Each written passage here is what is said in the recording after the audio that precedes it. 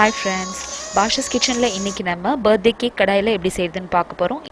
இந்த cake leaf இயர்ல birthday கொண்டாடுற எல்லாருக்கும் நான் டெடிகேட் பண்றேன். எப்படி செய்யறதுன்னு வாங்க பார்க்கலாம்.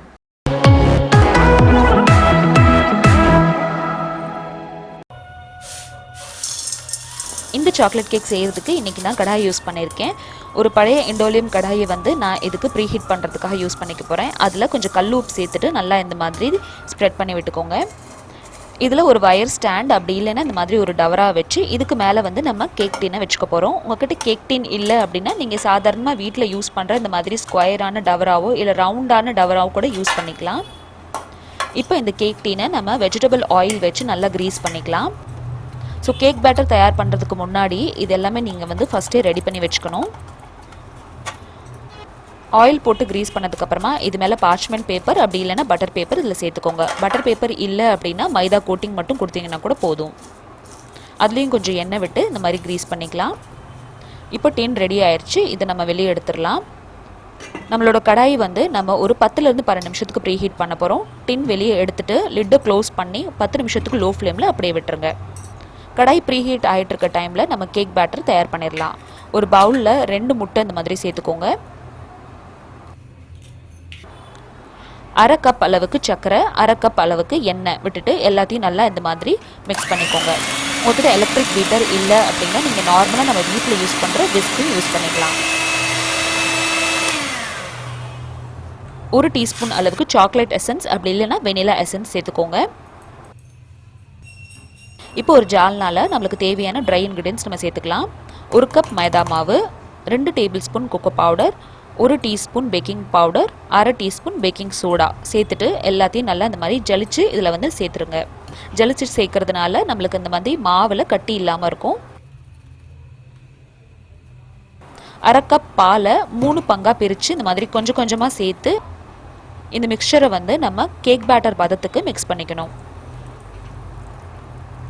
1/2 கப் காய்ச்சி ஆற வச்ச பாலை கொஞ்சம் கொஞ்சமாக சேர்த்து இதை நல்லா இந்த மாதிரி மிக்ஸ் பண்ணி நல்லா ஸ்மூத்தான பேட்டர் வந்து நம்ம ரெடி பண்ணிடணும். சுத்தமாக கட்டி வந்து இந்த ஸ்டேஜில் இருக்கக்கூடாது.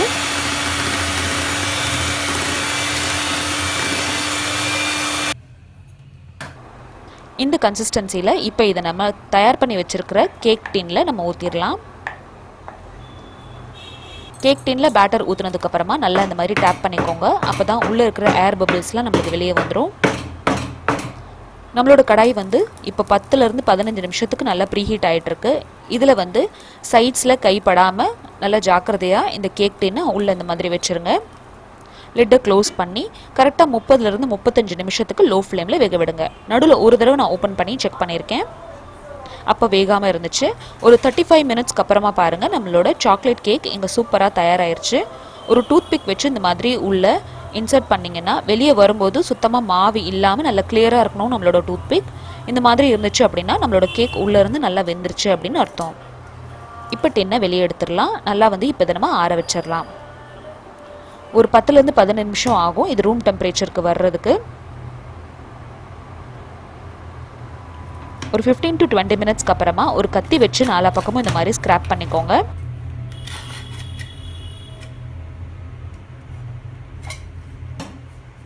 இப்போ ஒரு பிளேட்டில் இதை இந்த மாதிரி கவுத்திட்டு மேலே 2-3 தடவை இந்த மாதிரி டேப் பண்ணிங்கன்னா போதும். நம்மளோட கேக் வந்து சூப்பராக வெளியே வந்துருச்சு பாருங்கள்.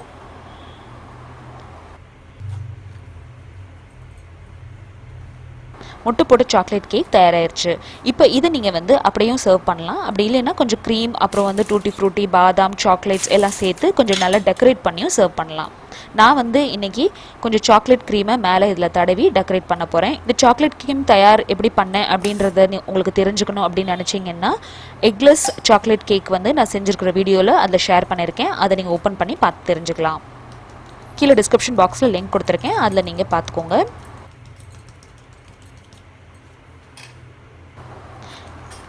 இப்போ இதுக்கு தேவையான டூட்டி ஃப்ரூட்டி அப்புறம் வந்து பாதாம் பருப்பு எல்லாம் சேர்த்துட்டு இதை நம்ம 1 மணி நேரத்துலேருந்து 2 மணி நேரத்துக்கு ஃப்ரிட்ஜில் வச்சிடலாம்.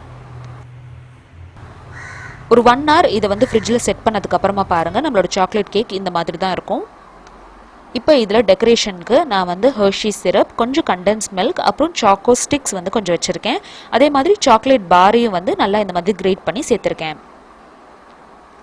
இந்த மாதிரி ஒரு சூப்பரான சாக்லேட் கேக் நீங்களும் உங்கள் வீட்டில் இருக்கிற குழந்தைங்களுக்கு பர்த்டேக்கு கண்டிப்பாக செஞ்சு கொடுங்க. உங்களுக்கு எப்படி வந்துச்சு அப்படின்றது கமெண்ட் செக்ஷனில். இந்த வீடியோ உங்களுக்கு பிடிச்சிருந்துச்சு அப்படின்னு நம்புறீங்கன்னா இந்த வீடியோக்கு லைக் கொடுங்க. இந்த சேனல் ஃபர்ஸ்ட் டைம் பார்க்குறீங்கன்னா கண்டிப்பாக சப்ஸ்கிரைப் பண்ணுங்க.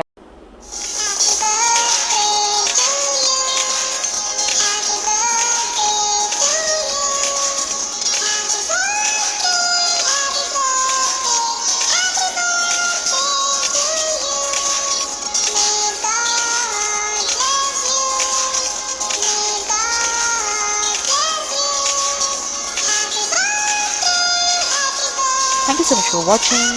Bye.